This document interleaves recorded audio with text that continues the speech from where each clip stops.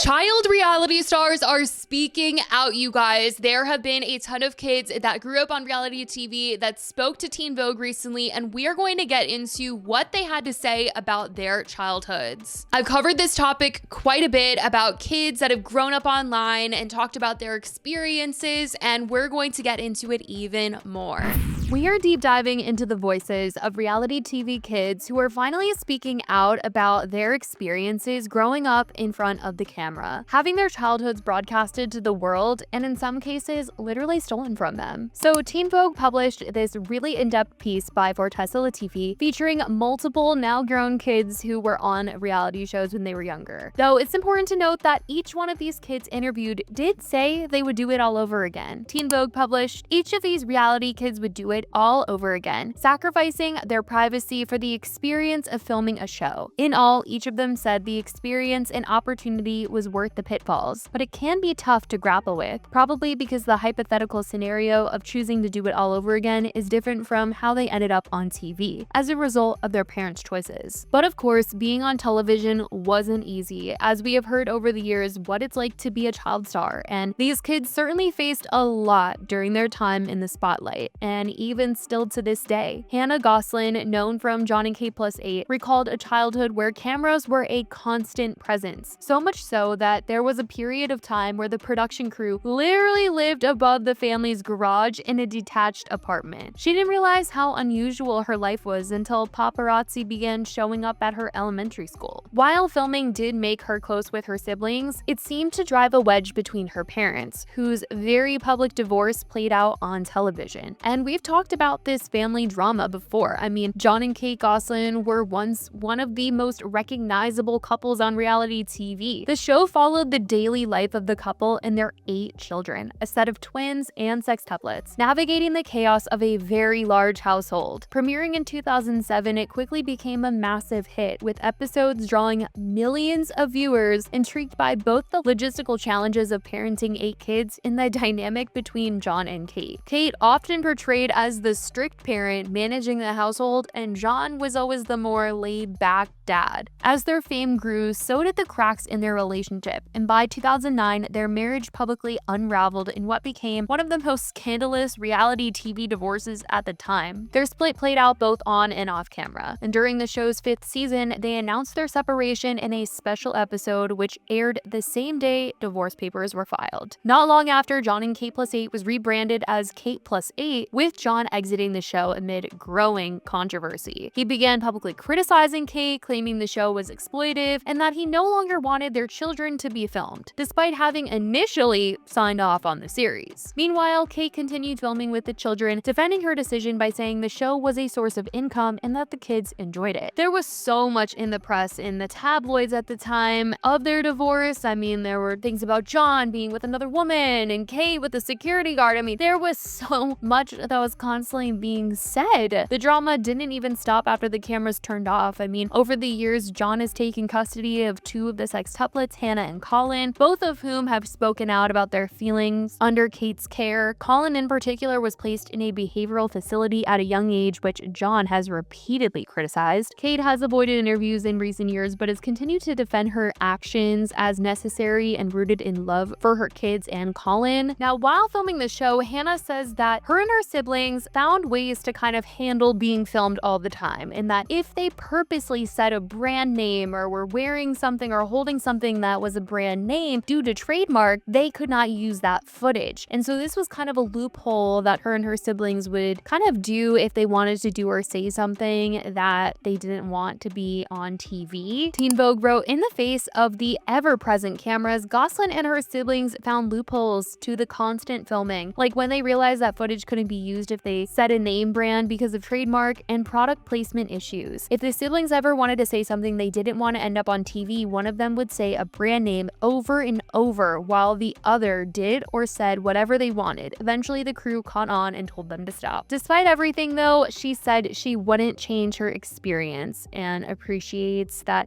this did bring her and her siblings closer, even if it did bring her parents apart. Something very interesting in this was that Teen Vogue wrote, the child labor laws in Pennsylvania were changed in part as a result of the Goslin kids' involvement in filming John and Kate 18+8, resulting in legal and financial protections for child actors and reality stars that left Hannah Gosling with enough money to pay for about half of her college education. In return, she and her family members have become tabloid fixtures, with the most innocuous of sibling hangouts making headlines. Also in the article is Gwendolyn Brown, who appears on Sister Wives and started filming at just 8 years old. The reality show explores the lives of then polygamist Cody Brown and his 4 wives and their combined 18 children. At first, she loved the attention and even considered the film crew like family. The show significantly improved her family's financial situation, but as she grew older, Gwendolyn began to have different feelings about being on camera, specifically whenever she had personal struggles, was going through puberty, or had emotional outbursts. Like, those things are, moments that would be on camera. And one painful memory involved being caught on camera yelling in frustration, a moment she feared would be aired. She also unexpectedly was outed as bisexual during a producer interview, a moment she says she was completely unprepared for. Now, Gwendolyn also revealed that the kids were not compensated in the early seasons of the show, but she was later paid per day of filming. Teen Vogue wrote, "The network only paid the parents," Gwendolyn Brown says of TLC's Sister Wives. "I'm not sure if they did or didn't expect the parents to pay us kids, but we weren't paid." In later years, Brown says her mother decided to pay her kids a certain amount per day or half day of camera time. She's not sure exactly how much she was paid, though. She adds, "It certainly hasn't been a fair share." A spokesperson from TLC said the network doesn't discuss specific talent agreements, but that compensation is handled in accordance with contractual commitments and applicable labor laws and regulations. Christine Brown Woolley, Gwendolyn's mother, confirmed that the children were not paid directly for filming at first, though the family did put money aside for their college and vehicle funds. And one scary event she detailed was that one time when she was 9 years old, she was homesick from school and opened the door to a fan who wanted a hug from her. It's like so freaky, like how people can grow so attached to children and families they watch on TV to the point that they show up to their homes thinking that they can just ask a kid for a hug or something. And to experience that at 9 years old, I mean, I can't even imagine the confusion and how scary it is to have a stranger want a hug from you. But she goes back and forth with how she feels about having done the show. As Teen Vogue reported, in retrospect, Brown thinks her parents made the best decision they could. She doesn't think growing up on camera is the best idea, but she also enjoyed parts of it. Now it's sort of an ebb and flow. Her feelings about being filmed continue to evolve. I'm growing a bigger dislike for it. And in the past, it was like, this is my normal, she says, but now it's like, this does not have to be my normal, and it's weird. Aniko and Aspen Bullock, the daughters of 90 Day Fiancé star Darcy Silva, also shared similar experiences with privacy loss. The sisters grew up in a small town where everyone knew them, and having their family drama aired out on national television made things even harder. One particularly embarrassing moment involved their mother giving them the birds and the bees talk on camera, something that they still cringe about today. While they appreciated the ability to rewatch old footage and reflect on their childhood, they admitted that being reality TV kids often made them question the motives of new friends or romantic interests, unsure if people genuinely cared about them or just wanted some screen time. Noelle Robinson, who appeared on The Real Housewives of Atlanta as the daughter of Cynthia Bailey, also opened up about how reality TV affected her trust in others and her sense of privacy. She remembered how even her Sweet 16 and her college move-in day were overshadowed by camera crews, making her feel like she never had a chance to just live in the moment. However, she did find it empowering in coming out as sexually fluid on the show, a moment she hoped would provide representation for other LGBTQ+ youth. Still, despite years on camera, Noelle confirmed she was never paid for her time on the show. Another reality star, Brooks Marks, joined the reality TV world at just 19 when his mother became a part of the Real Housewives of Salt Lake City. He originally saw it as a platform to promote his clothing line, but quickly realized the toll it would take on his mental health. Despite never publicly coming out, his sexuality became a focal point to the public speculation and online gossip. Brooks described suffering intense anxiety and disassociation from the backlash, and while the show helped his business thrive, the emotional cost was steep. He now uses what he learned from the experience to navigate new projects and protect his personal boundaries. In the end, what's clear is that growing up on reality TV is far more complicated than the glossy episodes and edited drama let on. These kids, now young adults, are starting to reclaim their stories, piece by piece, after